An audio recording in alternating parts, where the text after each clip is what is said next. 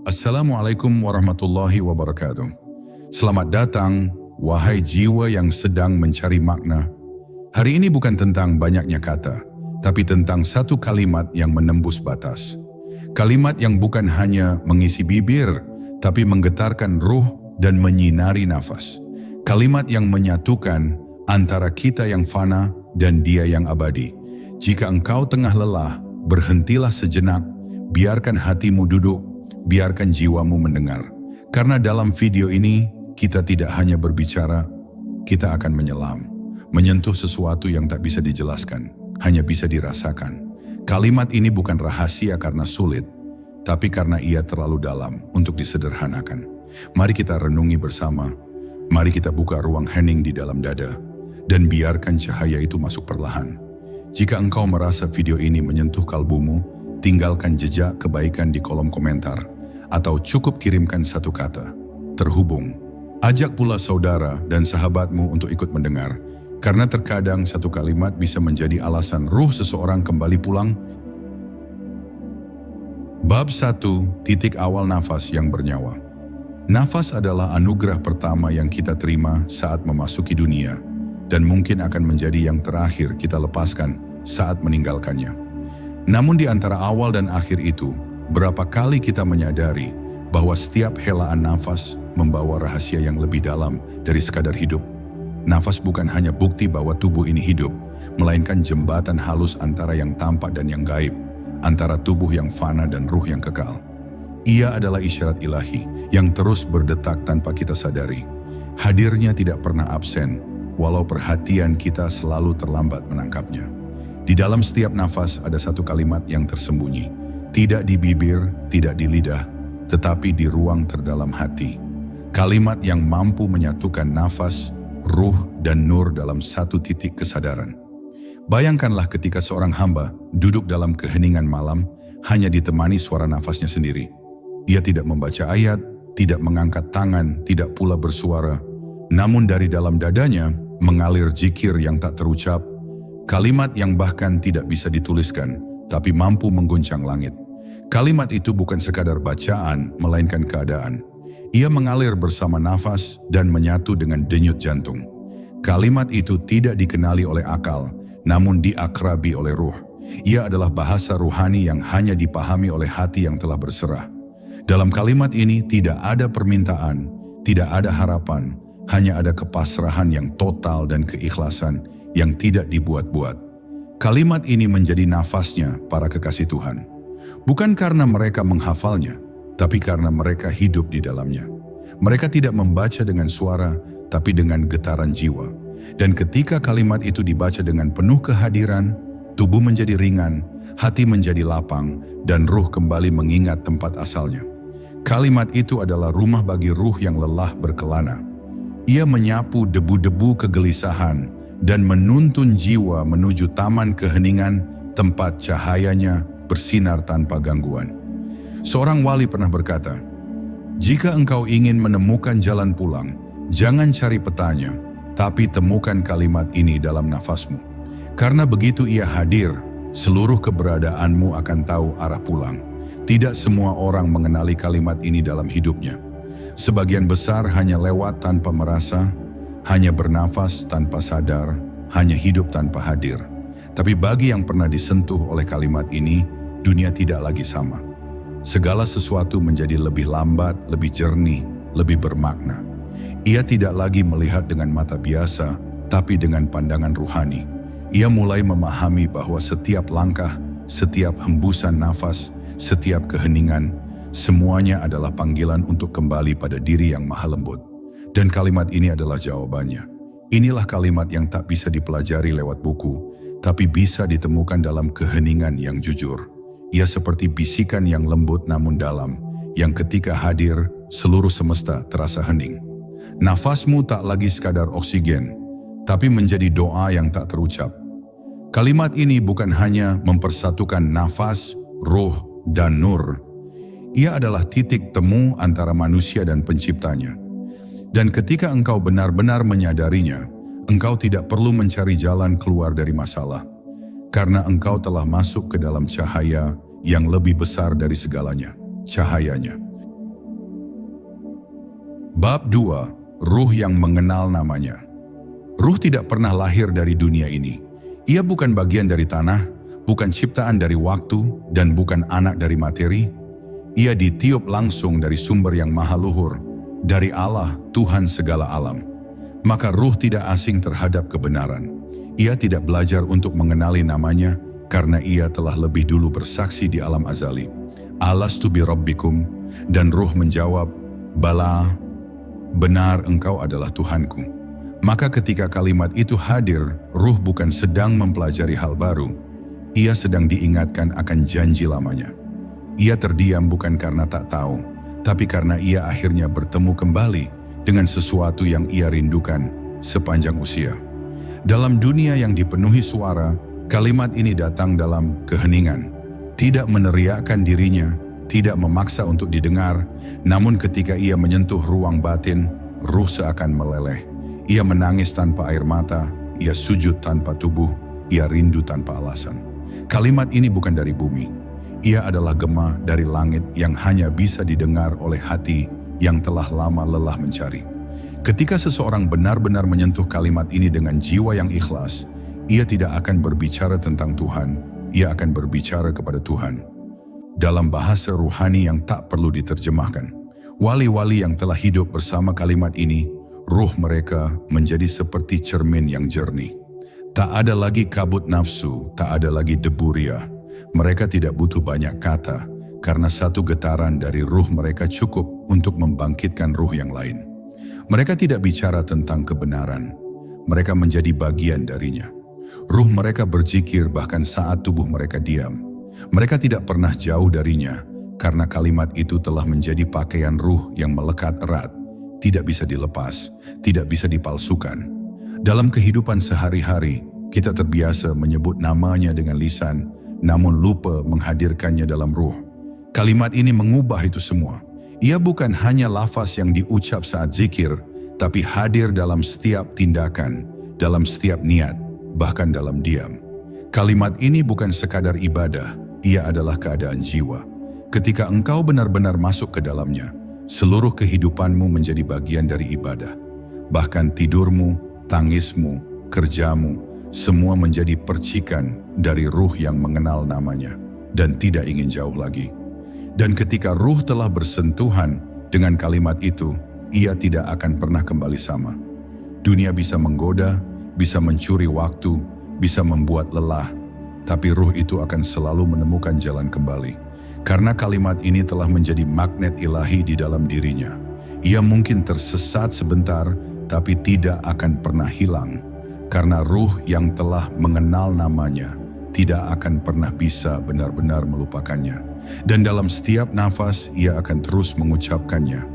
Dalam diam, dalam cinta, dalam kepulangan yang tak berujung. Bab 3. Nur yang menembus batas. Nur bukanlah cahaya biasa yang bisa dilihat dengan mata. Ia tidak bisa dipantulkan oleh cermin, tidak bisa direkam oleh kamera, dan tidak bisa dijelaskan oleh rumus. Nur adalah cahaya yang menembus bukan hanya batas fisik, tapi juga batas hati. Ia adalah sinar yang turun dari keagungannya ke dalam relung ruh yang bersih. Dan kalimat ini, kalimat yang telah menjadi detak ruh para pencari Tuhan, adalah kendaraan bagi nur itu untuk mengalir dari langit ke bumi, dari aras ke dalam dada manusia. Saat ia hadir, bukan tubuh yang merasa terang, tapi jiwa yang tiba-tiba menemukan arah. Dunia tak lagi membingungkan, karena ruh telah memiliki cahaya penuntun dari dalam. Nur tidak datang dalam keramaian, ia tidak menyukai kegaduhan, tidak tertarik pada sorot dunia, dan tidak tinggal di hati yang masih penuh ego. Nur menyukai hati yang sunyi, yang hancur, yang merasa kecil di hadapannya. Dan kalimat ini yang dibisikkan bukan dengan suara tapi dengan rindu, adalah pintu bagi nur untuk masuk. Banyak yang ingin mendekat pada Allah, namun membawa keraguan dan keakuan. Tapi ketika kalimat ini dibaca dengan segenap cinta dan tunduk, maka nur akan turun perlahan. Ia tidak meledak seperti cahaya petir, tetapi mengalir seperti air yang membasahi tanah yang kering. Para wali tidak memamerkan nur. Mereka tidak menyalakan lampu untuk menunjukkan bahwa mereka bercahaya. Sebaliknya, mereka menyembunyikannya dalam kesehajaan, dalam diam, dalam keseharian. Karena mereka tahu, nur sejati bukan untuk dipertontonkan, tapi untuk dijaga. Mereka menjadikan kalimat ini sebagai pelita dalam batin, menjaga agar ia tetap menyala di tengah badai kehidupan. Dalam kelamnya malam, mereka duduk dalam diam, dan dunia luar tak tahu bahwa di dalam dada mereka, cahaya Tuhan sedang menyala tanpa henti. Kalimat itu telah menyatu dengan nur, dan nur itu telah menjadi cahaya perjalanan mereka yang abadi. Jika engkau ingin mengundang nur dalam hidupmu, jangan cari ke langit, cari ke dalam dada. Duduklah dalam keheningan, hembuskan nafas pelan, dan bisikkan kalimat itu dengan penuh kesadaran. Tidak perlu keras, tidak perlu cepat, cukup dengan keikhlasan yang tulus. Karena nur tidak bisa dipaksa hadir, ia datang saat hati siap untuk ditinggali. Dan kalimat ini adalah kunci yang diam-diam membuka pintu itu. Pintu ke dalam batin yang selama ini tertutup oleh kebisingan dunia. Nur bukan untuk menerangi orang lain terlebih dulu. Ia datang untuk menerangi dirimu sendiri, agar engkau tak lagi berjalan dalam gelap. Ia tidak menjadikanmu lebih tinggi, tapi menjadikanmu lebih merunduk. Karena siapapun yang benar-benar ditembus oleh nur, akan merasa hancur. Bukan karena ia lemah, tapi karena ia sadar betapa kecilnya ia di hadapan cahaya yang tak terbandingkan. Dan kalimat ini, kalimat yang tak berhuruf dan tak berbentuk, akan menjadi pelita abadi bagi ruh yang ingin kembali kepadanya. Bab 4. Kesadaran yang menghidupkan nafas. Kita sering menarik nafas tanpa sadar, menghembuskannya tanpa makna, lalu melanjutkan hidup seolah-olah setiap detik yang berlalu adalah milik kita. Namun bagi jiwa yang terjaga, nafas bukan hanya pertukaran udara, melainkan pertemuan yang terus-menerus antara diri dengan Tuhan. Setiap nafas adalah panggilan, setiap hembusan adalah kesempatan untuk kembali. Tapi hanya ketika kesadaran hadir, nafas menjadi zikir. Hanya ketika hati membuka diri, kalimat itu menemukan jalannya untuk mengalir bersama udara, dan menjadikan hidup ini bukan sekadar rutinitas, melainkan ibadah yang halus, tanpa suara, tanpa jeda. Kesadaran adalah kunci. Ia bukan sekadar berpikir, tetapi hadir sepenuhnya. Ketika seseorang menyadari bahwa nafasnya adalah hadiah langsung dari Sang Pemberi hidup, maka ia akan memeluk tiap hembusan dengan rasa syukur. Ia tidak akan menyia-nyiakan satu tarikan pun, karena ia tahu, bisa jadi itu adalah nafas terakhir. Dan dalam tiap hela itu, ia menyelipkan kalimat yang menyambungnya pada Yang Maha Hidup. Kalimat itu seperti benih yang ia tanam dalam dadanya. Tumbuh bukan karena suara keras, tetapi karena kesungguhan jiwa yang tak ingin jauh darinya. Para kekasih Tuhan tak pernah memisahkan kesadaran dari nafas mereka. Bahkan ketika mereka berjalan, makan, atau tertidur, kesadaran mereka tidak mati. Mereka hidup dalam keadaan zikrullah yang tenang, tidak ribut, namun dalam. Dan karena itulah nafas mereka menjadi hidup. Ia tidak hanya membawa oksigen, tapi juga membawa rahmat. Orang-orang di sekitar mereka merasa damai, walau para wali itu tidak mengucapkan sepatah kata pun. Karena nafas yang sadar menghidupkan bukan hanya pemiliknya, tapi juga ruang di sekitarnya. Ia memancarkan sesuatu yang tidak terlihat, kehadiran yang membawa kedamaian.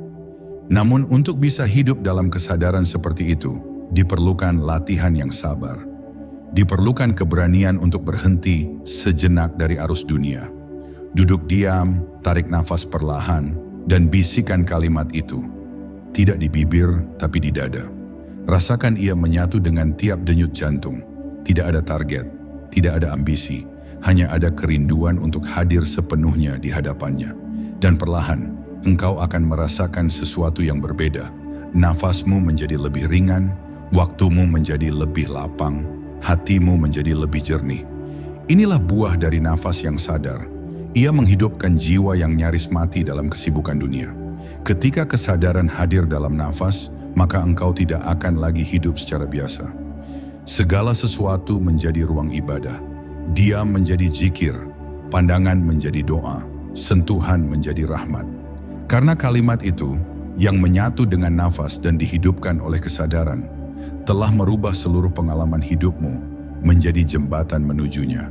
Dan disitulah rahasia terdalam terungkap, bahwa sesungguhnya engkau tidak perlu pergi kemana-mana untuk bertemu dengan Tuhan. Cukup hadir dalam satu nafas dengan kesadaran, keikhlasan, dan cinta. Bab 5. Zikir tanpa suara, cahaya tanpa bayangan. Ada bentuk zikir yang tidak pernah terdengar oleh telinga manusia, namun mengguncangkan arasi ilahi. Ia tidak mengandalkan lisan, tidak pula bergantung pada gerakan tubuh. Ia berdiam dalam dada, bergema di ruang batin yang tidak bisa dijamah siapapun, bahkan oleh pikiran sendiri. Zikir ini adalah bentuk tertinggi dari penyatuan, antara nafas dan kesadaran, antara ruh dan kalimatnya. Ia tidak menampakkan diri dalam suara, tapi terasa seperti getaran yang membungkus seluruh jiwa. Seakan-akan setiap tarikan nafas membawa lafaz, dan setiap hembusan menjadi sujud yang tak terlihat. Di titik inilah kalimat itu hidup, bukan di luar, tapi di dalam. Orang-orang yang telah mencapai makam zikir tanpa suara tidak lagi meributkan lafaz. Bagi mereka, kalimat-kalimat zikir bukan hanya bacaan, melainkan kehadiran. Dan karena itulah, mereka mampu berzikir bahkan saat mulut mereka terdiam. Mereka bisa menyatu dengannya di tengah keramaian, karena zikir mereka tidak bergantung pada suasana. Ia melekat pada nafas, bersandar pada nur, dan berdiri di atas kesadaran. Zikir ini mengubah seseorang secara diam-diam. Ia tidak membuat seseorang bicara lebih banyak, justru menjadikannya lebih hening, lebih dalam, lebih ringan. Ketika kalimat suci itu hidup tanpa suara, maka ia memancarkan cahaya yang tak memiliki bayangan. Karena bayangan hanya muncul dari cahaya yang berasal dari luar, tapi nur zikir yang sejati datang dari dalam. Dari pusat ruh yang telah dibersihkan dari kepalsuan. Ia tidak silau, tapi menembus. Ia tidak membutakan, tapi menyadarkan. Dan di tengah gelapnya dunia yang penuh gemerlap semu, orang yang membawa nur seperti ini akan berjalan tenang.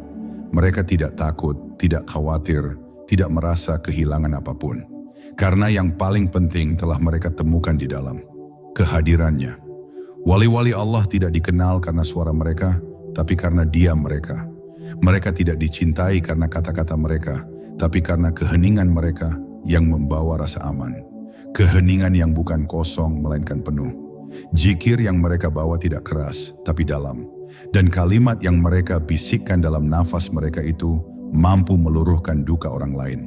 Karena ruh yang telah menyatu dengan kalimatnya akan memancarkan kasih yang tidak dibuat-buat. Ia tidak berusaha untuk tampak saleh. Ia hanya hadir, dan kehadirannya cukup untuk menjadi cahaya bagi yang sedang tersesat. Inilah zikir sejati, bukan hanya pengulangan lafaz, tapi perenungan yang menyatu dengan nafas. Bukan hanya bunyi di mulut, tapi getaran di hati. Bukan hanya kewajiban, tapi kebutuhan ruhani yang tumbuh dari rasa cinta. Dan di titik ini, engkau tidak perlu membuktikan apapun. Cukup duduk dalam hening, tarik nafas perlahan, dan biarkan kalimat itu berputar di dalammu. Seperti bintang yang terus bersinar dalam langit hati. Maka engkau akan tahu bahwa kalimat ini bukan sekadar alat, melainkan cermin tempat Tuhan memperlihatkan kehadirannya. Bab 6. Saat nafas menjadi doa yang tak pernah usai.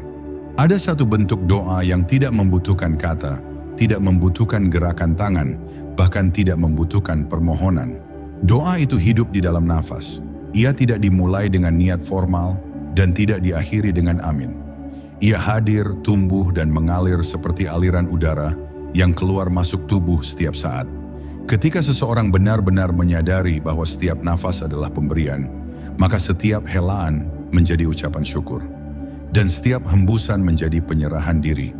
Saat itulah nafas berhenti menjadi sesuatu yang biasa.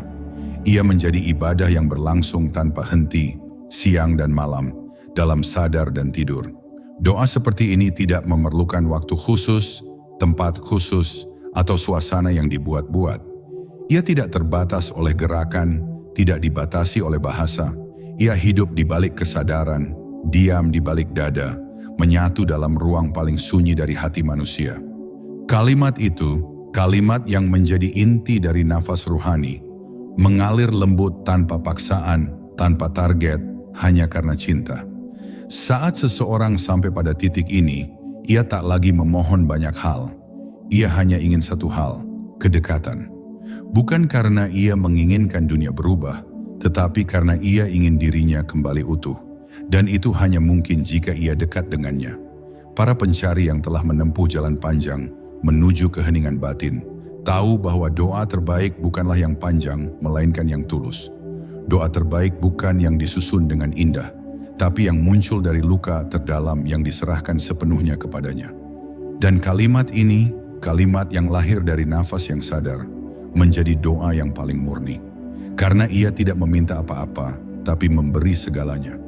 Ia adalah bentuk kepasrahan yang total, sekaligus bentuk pengakuan paling jujur bahwa tiada daya dan upaya kecuali dengan izinnya. Ketika nafas menjadi doa, maka hidup menjadi zikir.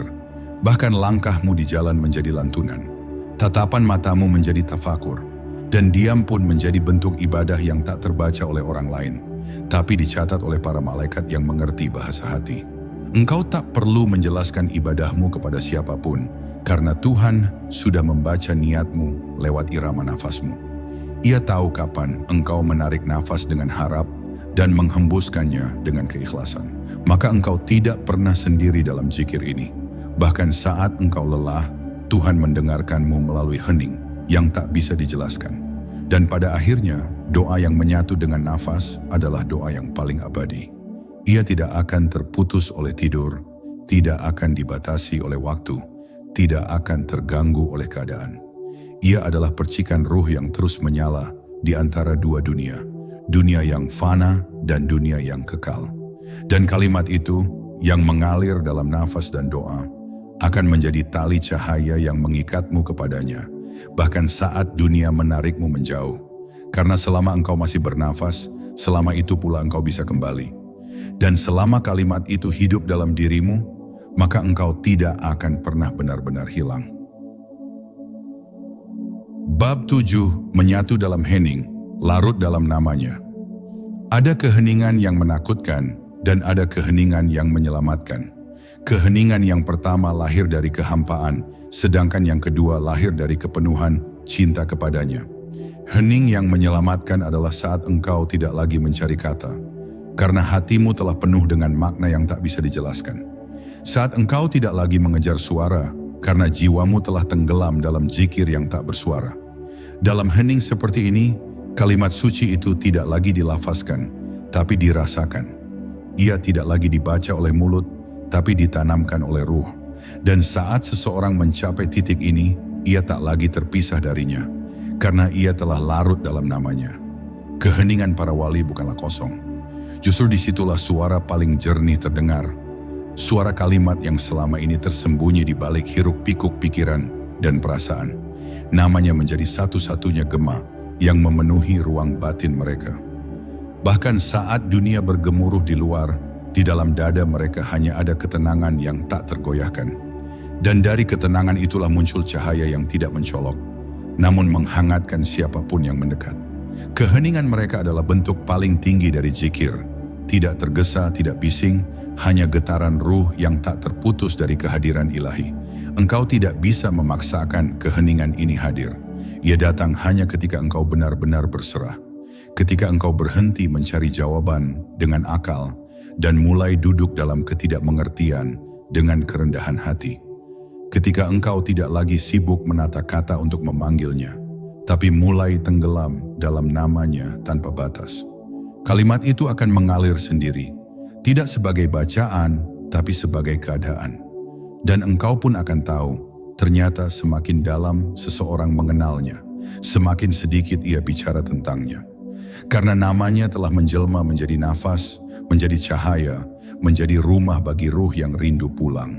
Dalam dunia yang ramai dan penuh tuntutan, menyatu dalam hening adalah bentuk keberanian yang paling sulit. Tapi justru di sana, engkau menemukan dirimu yang sesungguhnya. Dan bukan hanya dirimu, engkau juga menemukan Tuhan yang selama ini kau cari kemana-mana. Ternyata ia tak pernah pergi, ia hanya menunggu. Menunggu hingga engkau diam, hingga engkau berhenti bicara, hingga engkau berhenti mencoba mengendalikan segalanya. Dan ketika itu terjadi, kalimatnya pun berbisik dari kedalaman hatimu, lembut namun jelas. Aku dekat, lebih dekat dari urat lehermu. Dan ketika namanya telah menjadi tempatmu berlindung dalam keheningan, engkau tidak akan lagi takut. Tidak takut kehilangan dunia, tidak takut akan masa depan, tidak takut akan kematian. Karena engkau tahu, selama namanya ada dalam hatimu, engkau tidak akan pernah benar-benar sendirian. Engkau telah larut, engkau telah menyatu. Dan pada akhirnya, bukan suara yang menyampaikan cinta tertinggi kepada Tuhan, melainkan diam yang penuh makna. Tempat kalimat itu tumbuh tanpa gangguan, dan menyatu dengan nafas, ruh, dan cahaya yang tak padam. Bab 8, ketika kalimat itu menjadi cermin ruh. Ada saat dalam perjalanan batin, ketika engkau berhenti bertanya dan mulai melihat. Bukan melihat dunia, tapi melihat ke dalam. Dan yang engkau lihat bukanlah pikiranmu, bukan pula emosimu, melainkan sesuatu yang lebih halus, ruhmu sendiri. Ia tidak berbentuk tapi terasa, ia tidak berbicara tapi memanggil. Dan dalam momen yang penuh keheningan itu, kalimat suci yang selama ini engkau ucapkan mulai berubah menjadi cermin. Ia tidak hanya menghubungkanmu dengan Tuhan, tapi memperlihatkan siapa dirimu sebenarnya. Bukan yang tampak di luar, tapi yang selama ini bersembunyi di dalam. Cermin ruh tidak selalu memperlihatkan keindahan. Ia memperlihatkan luka yang engkau sembunyikan, kepalsuan yang engkau kenakan, dan ketakutan yang engkau tolak hadapi. Tapi justru disitulah kalimat ini bekerja. Ia bukan hanya membasuh, tapi juga membuka. Ia tidak hanya menguatkan, tapi juga mengungkapkan. Ketika engkau menyebut kalimat itu dengan segenap jiwa, ia akan memantulkan kebenaran tentang betapa engkau telah jauh dan betapa engkau tetap dicintai meski berkali-kali melupakannya. Kalimat ini menjadi saksi bahwa ruhmu masih hidup, masih bergetar, masih mencari arah pulang. Para wali tidak menjadi mulia karena tidak punya dosa, tapi karena mereka berani bercermin. Mereka menatap ruh mereka sendiri dalam terang kalimat ini, lalu bersujud. Mereka tidak menyombongkan kebaikan, karena mereka tahu siapa diri mereka di hadapannya. Dan karena itulah mereka menjadi jernih. Ruh mereka memantulkan cahaya Tuhan, bukan karena mereka istimewa, tapi karena mereka telah mengikis diri mereka sendiri. Kalimat itu menjadi pembersih yang tak terlihat. Membersihkan bukan tubuh, tapi lapisan-lapisan ego yang selama ini menutupi ruh. Saat kalimat ini menjadi cermin bagi ruhmu, maka setiap zikir bukan lagi rutinitas, melainkan pertemuan. Setiap kali engkau menyebut namanya, engkau sedang melihat kembali siapa dirimu tanpa topeng, dan perlahan kalimat itu akan memoles cermin jiwamu hingga bening. Hingga engkau tidak lagi bingung, tidak lagi tersesat, karena ruhmu telah menjadi petunjuk itu sendiri. Ia memantulkan cahaya yang selama ini kau cari di luar, padahal telah lama tinggal di dalam. Dan ketika engkau melihat wajah ruhmu dalam kalimat itu, engkau akan menangis. Bukan karena sedih, tapi karena akhirnya engkau mengerti siapa engkau dan kepada siapa engkau kembali. Cermin ini tidak dibuat dari kaca, tidak tergantung di dinding. Ia tergantung dalam kesadaran. Dan setiap kalimat yang engkau ucapkan dengan sepenuh hati adalah tangan yang membersihkannya. Hingga akhirnya, ruhmu bercahaya bukan karena ingin dilihat, tapi karena ia telah menyatu dengan sumber cahaya. Dan di titik ini, engkau tidak lagi sibuk memperindah luar dirimu. Engkau sibuk menjaga dalammu tetap jujur, tetap tenang, tetap berserah. Karena kalimat itu bukan lagi sekadar bacaan, ia telah menjadi dirimu. Bab 9, ruh yang pulang dalam cahaya kalimatnya. Ada saat ketika semua perjalanan berhenti, ketika setiap langkah bukan lagi menuju keluar, melainkan kembali ke dalam. Dan saat itulah ruh mulai pulang. Bukan dengan tubuh, bukan dengan suara, tapi dengan cahaya yang menuntunnya secara sunyi. Cahaya itu bukanlah cahaya biasa, ia adalah limpahan nur dari kalimat yang disebutkan dengan kesadaran, cinta, dan kerendahan hati yang dalam. Kalimat itu menjadi jalan, menjadi kendaraan, dan menjadi pelita bagi ruh yang selama ini tersesat dalam debu dunia. Ketika ruh mulai kembali ke titik asalnya, ia tidak membawa apapun selain namanya. Ia pulang dalam zikir yang tidak terdengar oleh telinga, tapi dipahami oleh langit. Ruh yang kembali tidak terburu-buru. Ia tidak gundah. Ia tidak gaduh. Ia seperti anak yang tahu bahwa rumahnya selalu terbuka, hangat, ramah, dan penuh pelukan kasih. Dan rumah itu bukan tempat di bumi, tapi kehadiran Tuhan di dalam kesadaran tertinggi. Kalimat suci itu mengantar ruh untuk mengenali rumahnya, mengenali siapa Tuhan sejatinya, dan akhirnya kembali dengan lapang dada. Ruh yang pulang dalam cahaya kalimatnya tidak takut mati, karena ia tahu mati bukan akhir melainkan perjumpaan. Dan setiap kali kalimat itu diucapkan dengan keikhlasan, ruh makin dekat, makin ringan, makin jernih. Banyak manusia hidup, tapi ruhnya tidak bergerak. Mereka sibuk tapi tidak pulang. Mereka bicara tentang Tuhan tapi tidak merasa dekat, karena mereka belum membuka pintu itu, pintu yang hanya bisa dibuka dengan zikir sejati, bukan zikir yang dikejar jumlah, tapi zikir yang menembus batas akal. Kalimat itu yang menyatukan nafas, ruh, dan nur, bukan hanya untuk diucapkan ketika sempat, tapi untuk dijadikan jalan hidup. Ia adalah jalan pulang yang tidak pernah menipu, yang tidak pernah gelap, yang tidak pernah tertutup. Setiap orang yang menyebutnya dengan jujur akan menemukan jalan kembali, bahkan dari tempat tergelap sekalipun. Ruh yang pulang adalah ruh yang telah berdamai. Ia tidak menuntut apapun dari dunia. Ia hanya ingin kembali dalam keadaan membawa namanya. Tidak ada prestasi, tidak ada pengakuan, hanya kerinduan untuk bersatu kembali. Dan saat kalimat itu menjadi cahaya dalam setiap helaan nafasnya, maka seluruh hidupnya menjadi sujud panjang. Sujud bukan hanya di atas sajadah, tapi dalam cara ia memandang, mendengar, berkata, dan diam. Kalimat itu tidak lagi terpisah darinya. Ia telah menyatu. Ia menjadi jalan, ruh, dan tujuan sekaligus. Dan ketika ruh benar-benar sampai, ia tidak bicara apa-apa. Ia tidak membawa cerita panjang. Ia hanya membawa satu hal, namanya, dan itu cukup. Karena siapapun yang sampai dengan membawa namanya, telah kembali dalam keadaan paling mulia. Ruh seperti itu tidak lagi ditimbang dengan amal, tapi dengan kedekatannya padanya. Dan kalimat yang selama ini ia bisikkan di dalam hati, kini bergema abadi di alam ruh. Ia pulang, ia sampai, ia diterima. Bab 10. Saat segalanya menyatu, nafas, ruh, dan nur. Bayangkan sebuah detik yang tak terukur oleh jam, ketika seluruh alam seperti berhenti sejenak. Bukan karena waktu membeku, tetapi karena kesadaran telah naik ke puncaknya. Di titik ini, tidak ada lagi jarak antara diri dan Tuhan. Nafas bukan lagi sekadar udara yang masuk dan keluar, tapi menjadi irama zikir yang menghidupkan kesadaran akan kehadirannya. Ruh tidak lagi bertanya, karena ia telah menjadi jawaban. Dan cahaya atau nur tidak lagi datang dari luar, sebab ia telah muncul dari dalam. Inilah momen ketika kalimat suci itu tidak lagi diucapkan, karena seluruh wujud telah menjadi maknanya. Inilah rahasia yang hanya dimengerti oleh ruh yang telah berserah, bahwa segala pencarian ternyata bukan untuk menemukan sesuatu yang baru, melainkan untuk kembali pada yang sejati. Kalimat itu, yang dahulu hanya dikenal lewat lidah, kini dikenal lewat keberadaan. Tidak ada yang perlu dibuktikan, karena semua telah dirasakan. Tidak ada lagi perbedaan antara zikir dan diam. Karena bahkan dalam diam pun, ruh tetap menyebut namanya.